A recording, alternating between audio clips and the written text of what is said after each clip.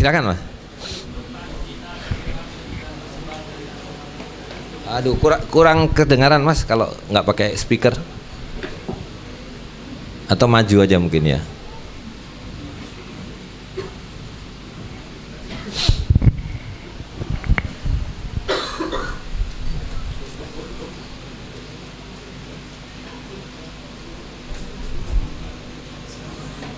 Ya, waalaikumsalam. Tentang dinar dan dirham yang telah tersebar melalui antum, itu yang ada rekomendasi-rekomendasi dari antum itu sendiri. Pertanyaan saya, itu terbitan dari sultan mana? Ya Allah, Ada. tadi udah disebut ya. Oke, terus?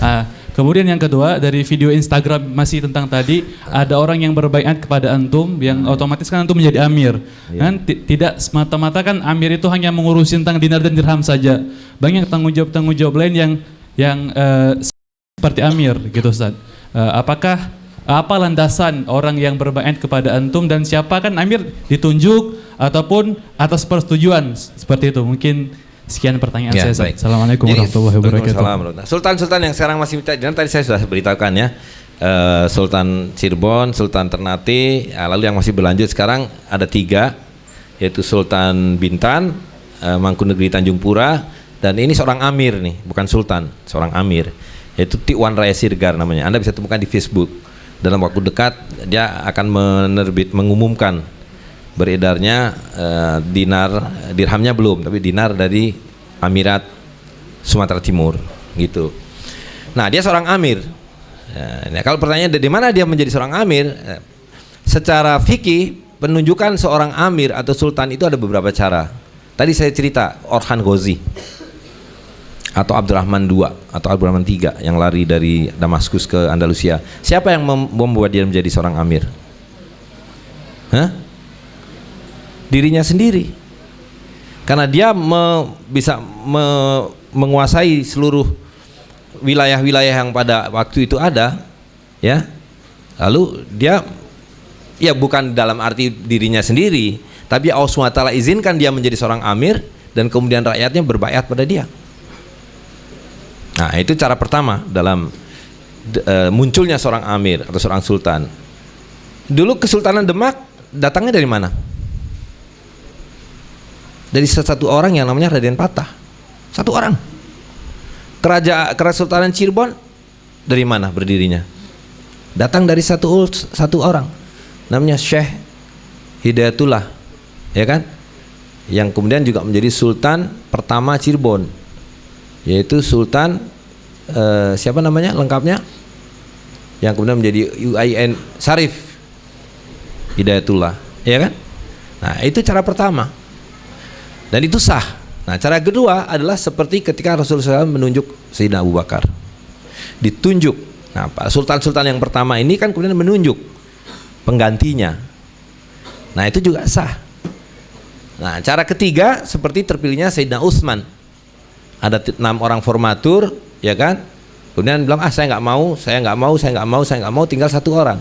Nah, dialah yang kemudian hasil musyawarah secara aklamasi terpilih sebagai khalifah. Gitu. Dan nah, jadi seperti yang saya sampaikan tadi, seorang pemimpin adalah orang yang memegang kekuasaan, tapi kekuasaan itu milik Allah SWT, dia dipinjamkan. Wallahu yu'ti mulkahu may yasha. Allah SWT memberikan mulkiyah, kekuasaan kepada siapapun yang dikehendaki, tapi dia harus dapatkan izin juga dari orang-orang yang dipimpinnya, gitu ya. Nah, jadi ada banyak cara. Nah, hari ini kan vakum setelah 100 tahun tidak ada Daulah Utsmani, maka kita harus kembali mencari orang-orang yang kita percaya sebagai pemimpin dan kita bai'ah, kita tunjuk, saya percaya Anda jadi pemimpin saya.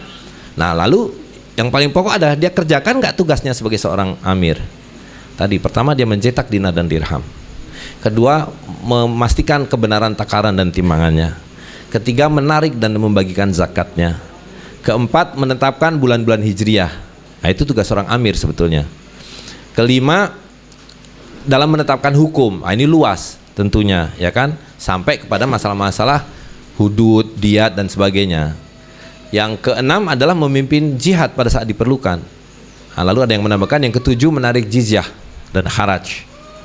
Gitu, dengan kata lain, seluruh fardu kifayah itu bagian dari amar ma'ruf nahi mungkar itu ada yang menjalankan.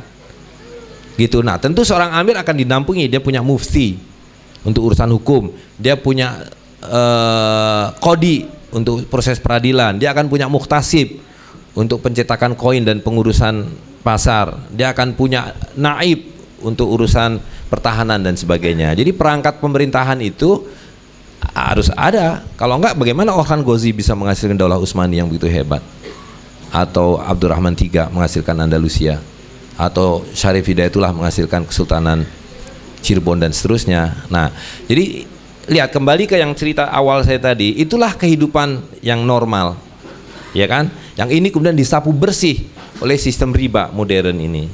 Nah, sekarang sistem riba ini akan kolaps. Nah, jadi kita harus menyongsong runtuhnya sistem ini dengan kembali membangun ini ibarat kapal Nabi Nuh. Ya, Nabi Nuh diberitahu akan datang banjir bah besar, bikin kapal, diketahui orang. Nah, hari ini kita diberitahu ini akan kolaps kapitalisme.